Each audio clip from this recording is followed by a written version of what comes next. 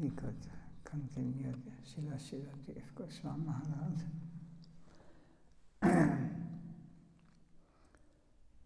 Follow the angels, the path of dedication. The qualifications for chanting the name is the topic.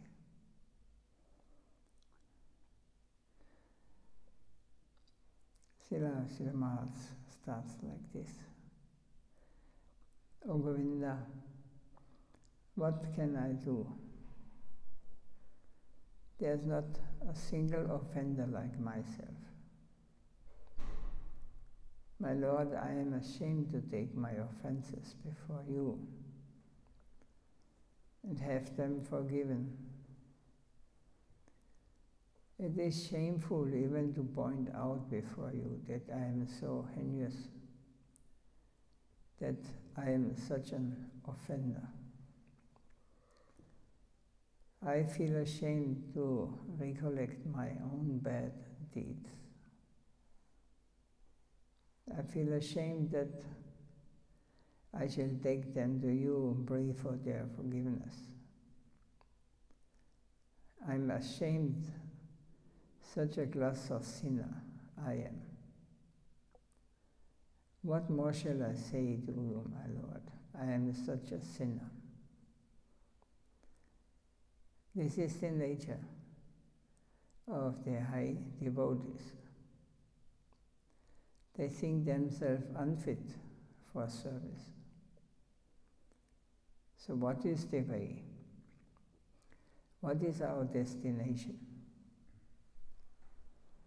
Progress towards this side, the negative side, submissive side. Our place is there, at the farthest end of the negative side, the smallest of the small, the lowest of the low. Where do we cast our glance, our look? What should we do?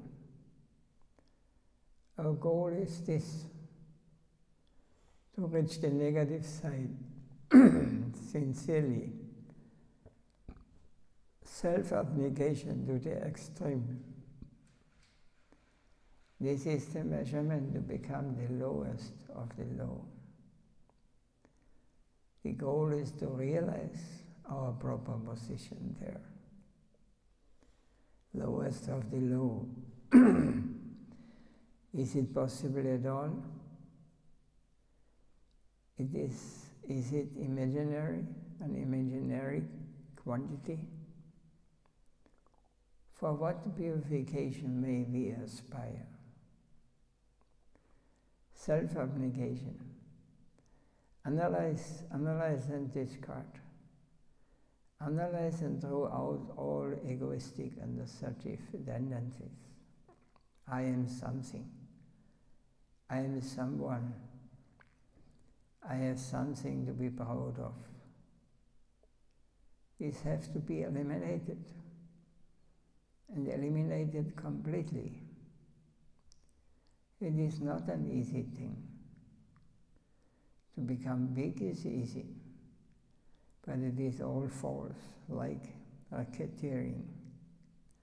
To say I am a big man is very easy, but to say I am nothing, to accept this creed in its true color,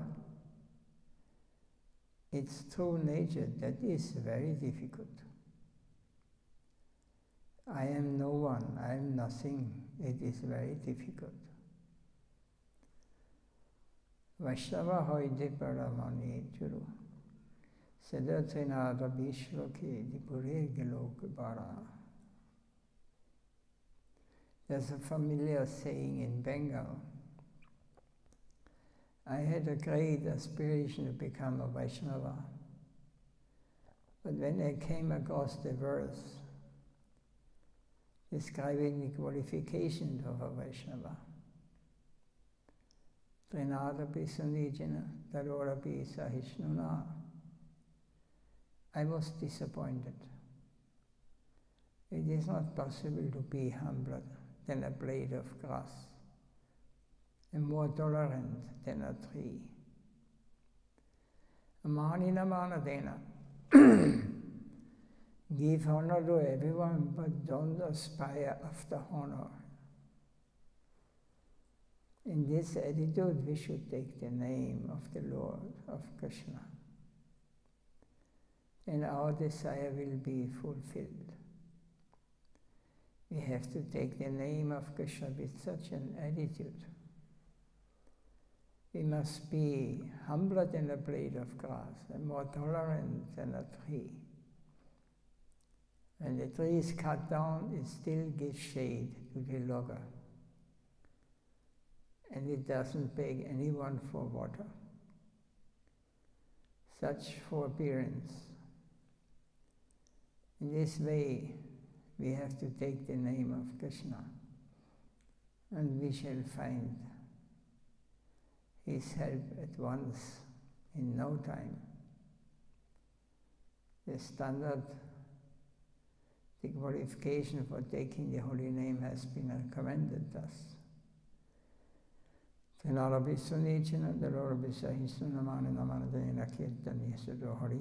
One can chant the holy name of the Lord in a humble state of mind, thinking himself lower than the straw in the street.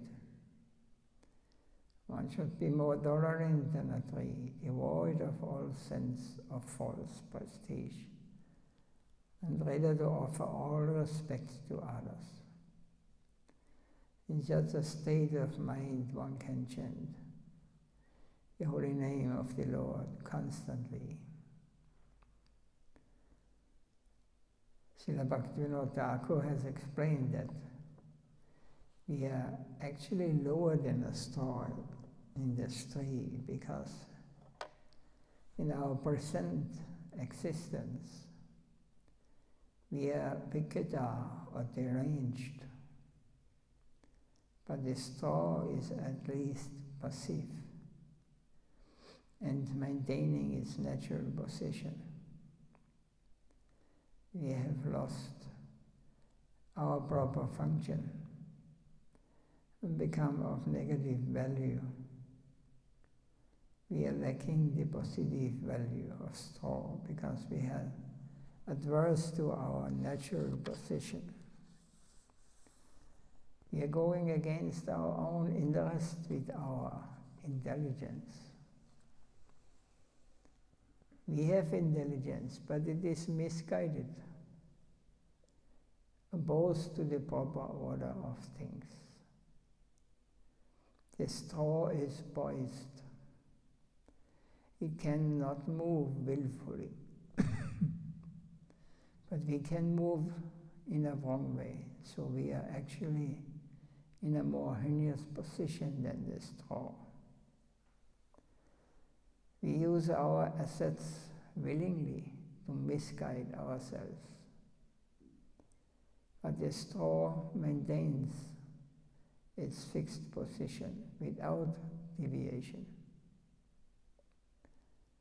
In the worldly sense, he may hold a position superior to that of a blade of grass or a tree. But what of that? All our credits are being misused for our selfishness. So we are lower than straw. We are armed, but armed for suicide. A madman should not possess a dagger. He is dangerous. He should stab himself at any moment. He is mad. Krishna, Krishna, Krishna. Where is Krishna? Come to that level, come to that plane, and we will see that Krishna is everywhere. But our eyes and our senses are attracted by the charms of different places. We have no time to look towards Krishna. Sabata Krishna Mukti Kari Janma. Everywhere there is perception of Krishna, but our sight is captured attracted by so many floating charms that we cannot see Krishna. Our prejudice for the outside world has covered our eyes, throwing all our attention towards them. And we can see Krishna. We can't see Krishna. We can see the real well-wisher, the real guardian, the real friend, the real lover. We are so busy with our transactions, with external things. We have no time at all to look towards him. We are ignoring our best friend. This transaction with the outer environment is continued by our false ego, the false personality. That is the position of a person in bondage, a fallen soul. Our true self is not represented in the transaction that is going on in our name. The senses, the mind, and the intelligence are surcharged with other interests. And they are conducting a false transaction. This is a hopeless position. Savobhari vinimuktam tat pratvena demanam. Anyata rupam, that which is just like a disease, undesirable foreign things, have come to cover us. That is upadhi, a foreign and undesirable element, so we must disown our foreign covers. All this false identification with the outer trust, disown them all. Do away with them. They are unnecessary. We thought them to be our friends, but they are our enemies. We must be concerned with the person within, the soul. And that is not illusion, but truth proper. That is anyata rupam. Successfully eliminating these enemies, we must come to our proper positive position in the world of love and beauty.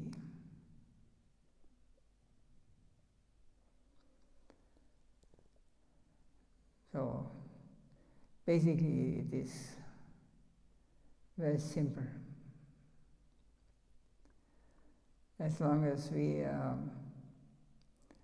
living with our eyes, our mind, our intellect in this external world,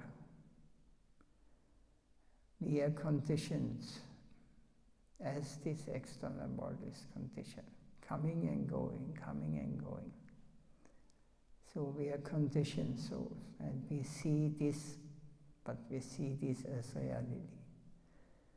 Because we think we can control it, that we are able to be the masters of everything, of our life, but we are not. So these are like enemies, all these external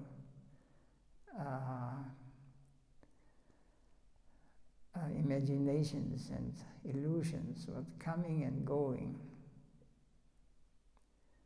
That is not what we should run for, because this is Maya, imagination. So these are our enemies, actually. We must come to a proper positive position in the world of love and beauty. We have to identify ourselves not with the external manifestation of this material world. We have to realize or we must be concerned with the person within, not the external. The person within, and what is, it is called the soul, and that is not illusion. But this is truth proper. That is anyata rupam. So if we eliminate the enemies, the external conception from our life, in this conditioned, limited plane where we are now living and considering it as the real world. If we are eliminating this as our enemy, then we must come to our proper positive position in the world of love and beauty. We will understand that we are not part of this external world. This is created by our desire. And it is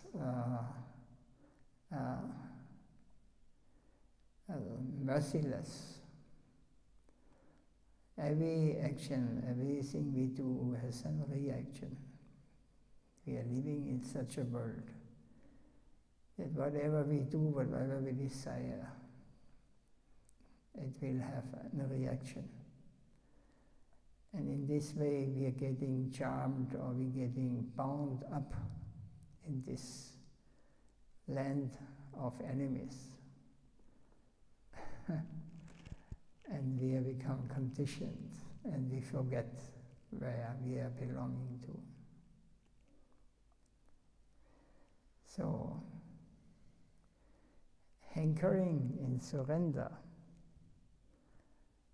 is our wealth.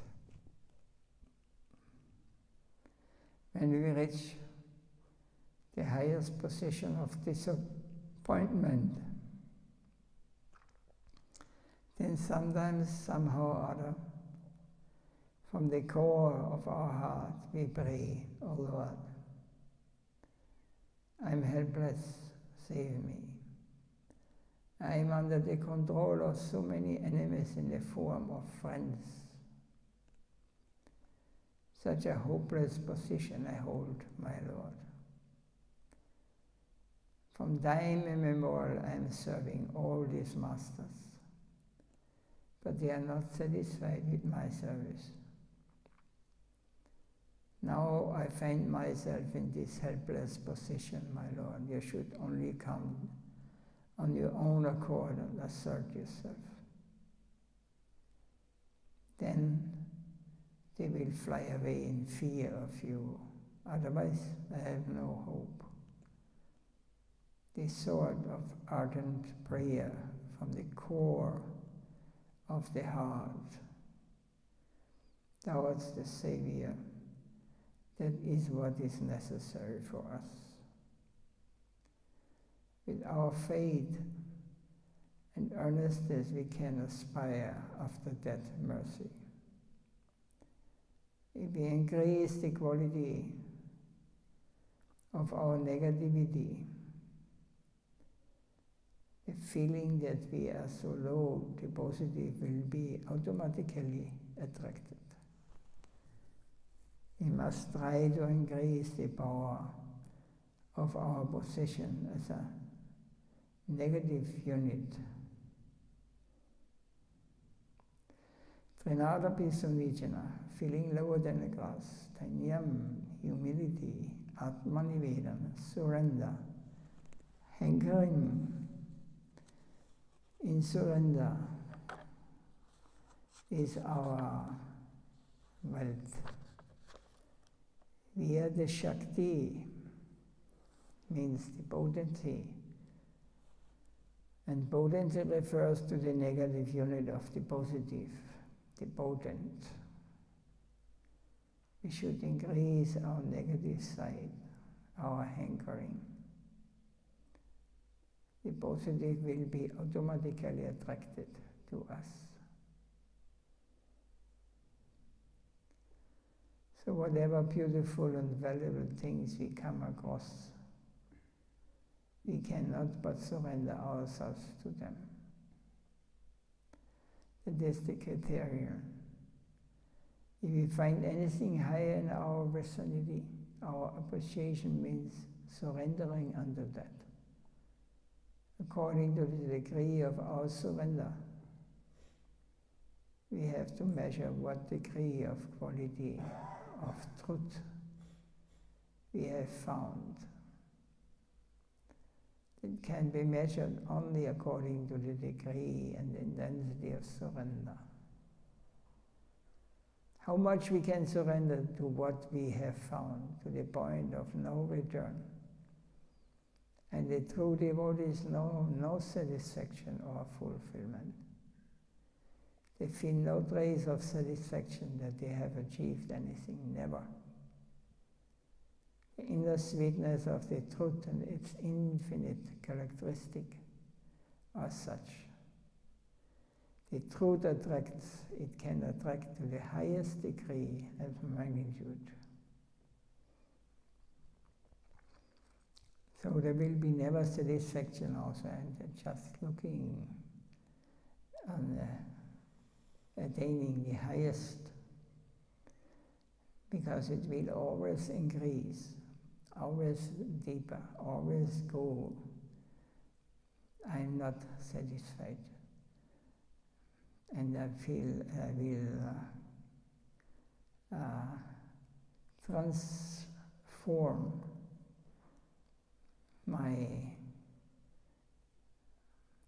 the soul will be transformed into in his position as where we belong to. Eternally it will increase. There's no end. It is like we are experiencing this material world.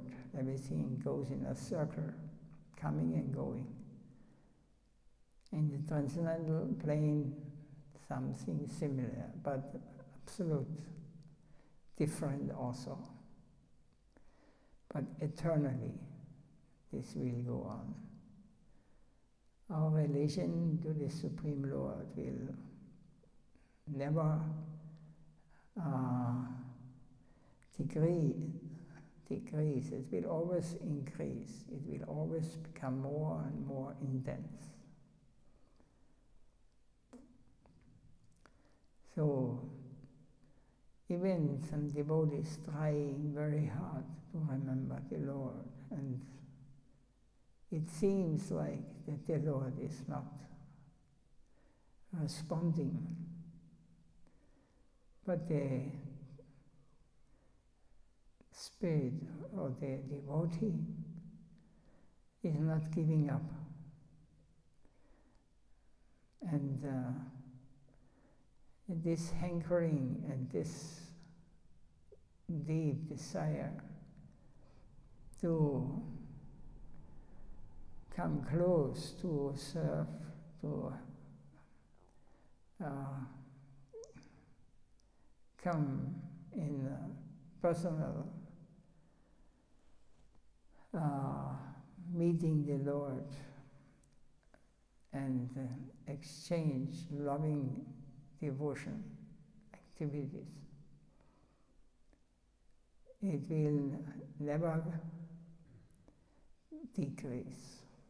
It will always increase. And it is like, even in our separation, feeling of separation of the Lord, and the devotees crying for,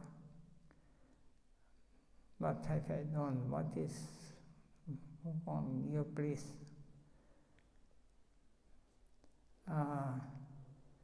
don't reject me. I cannot live without you. This, even in this kind of consciousness of separation, there's unity, there's samova. In an extreme form. It is ecstasy, because this is how it works. Separation, Vipalamba and Samboga, and meeting. It is a play of the Lord. It is an exchange between the Lord and his devotees. And it will go on, it will increase and increase. Sometimes it seems the Lord is not here. He is gone.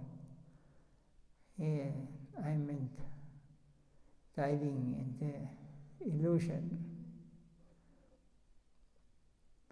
But the desire or the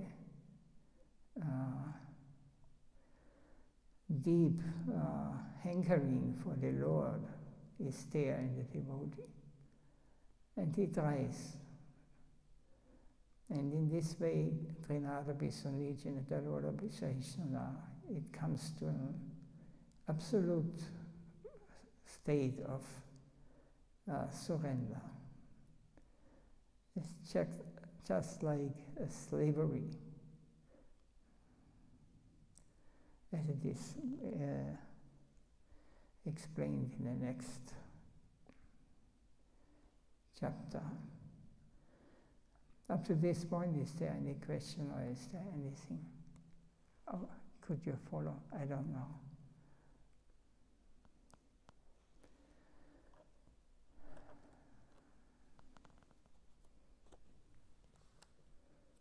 Maharaj is tired today.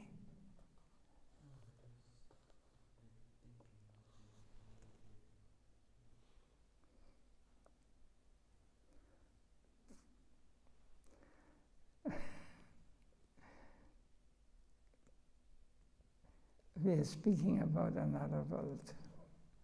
It is not the world where we are living. This is we are under the influence of this external plane. So everything in this external plane where we are moving is more important, or has more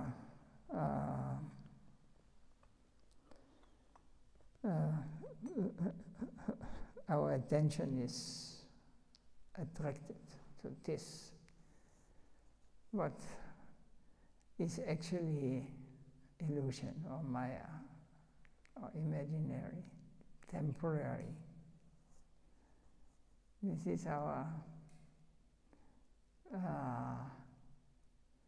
possession.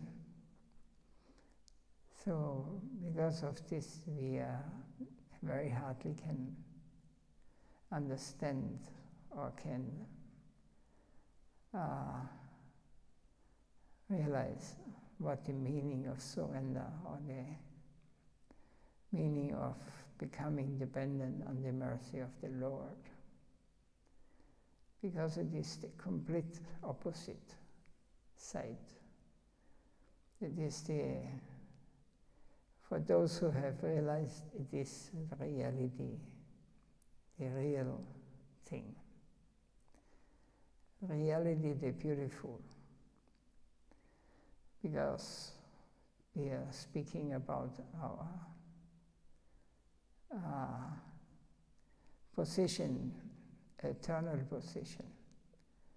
We are speaking about something what is not dying, what is not taking birth, what is not getting sick, not old. It is constantly. But this imagination, if we pull it down to our material plane, it is horrible. We can never understand it. Because we think always, oh, eternally, how will I look in 200 years? We are thinking, I will be like a skeleton, or looking unattractive. I will not be able to enjoy this world anymore. We have this kind of thinking our mundane conception of what is life is faulty. It is wrong. What we are thinking, what we are now seeing as reality is like a dream. But we will not accept this, because dream is too nice, even if it's horrible. When we get older, we should realize slowly. Everything falls, everything gets vanishes, all capacities what we had in our youth. Still a desire may be there to enjoy, but it's not anymore possible. And we are holding on this. At least I am breathing still. I can eat and I can see something.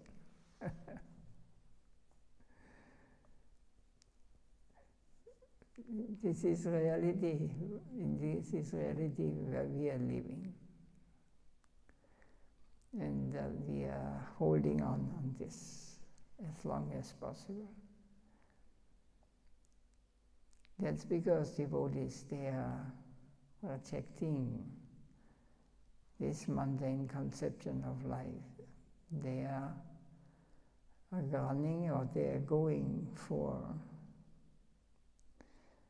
the reality, the real life. There is no birth, no death. Yes. There we have our eternal form. We can change, we can, but we never die. Soul is not dying. Only body, mind will vanish, and the intellect, it is all connected with this bodily, mundane conception. It will go. So we have to cross. In the Shastras, in the scriptures, it says it is like a river. What is not water, a river, what we think. We have to cross this and let everything what we think, what is has reality in this world, what is this mundane conception, we have to renounce it and enter there as purified souls. And there we have our real identity. There we have our real place, our real home. Otherwise we will go on. If we cannot, then we will go on coming again to this world, trying again the same thing. So many times, thousands, millions of times, we take birth and die, take birth and die in different forms of life, according to our desire, consciousness. Now we have got the human form of life. Now we are misusing in this, only in this human form you can understand. As lower living beings like the trees or like the dogs and monkeys, elephants, you will not be able to understand.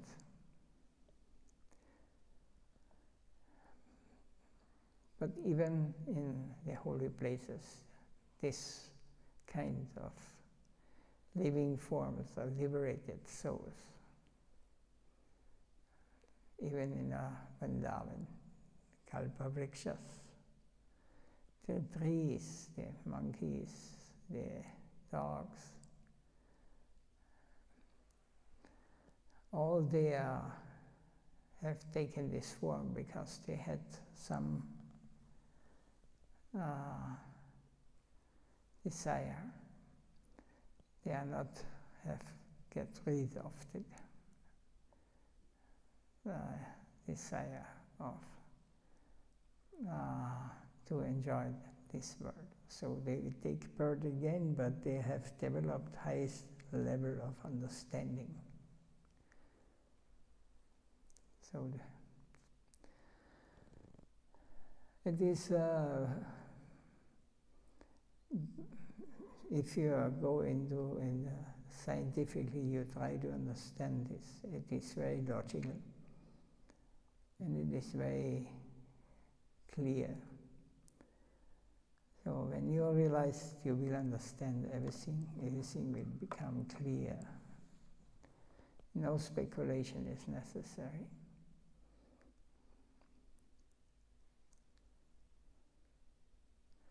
Anything to say on this or comment?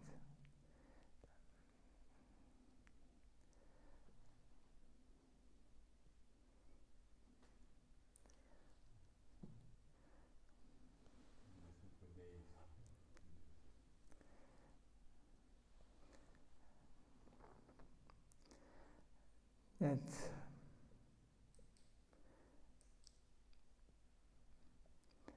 speaking of our acharyas and the shastras, they are very clear. If one can follow,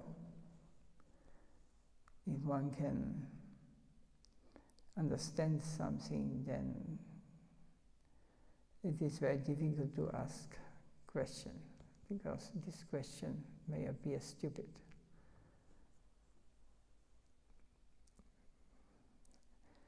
Because there's no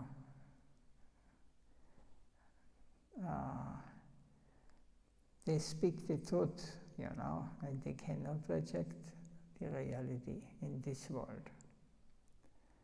And they do not understand the reality, what is real, the real plane. So it's a kind of shock. But the mind will find some mistake. Oh no, I found this cannot be now. These things happen. So, time is over.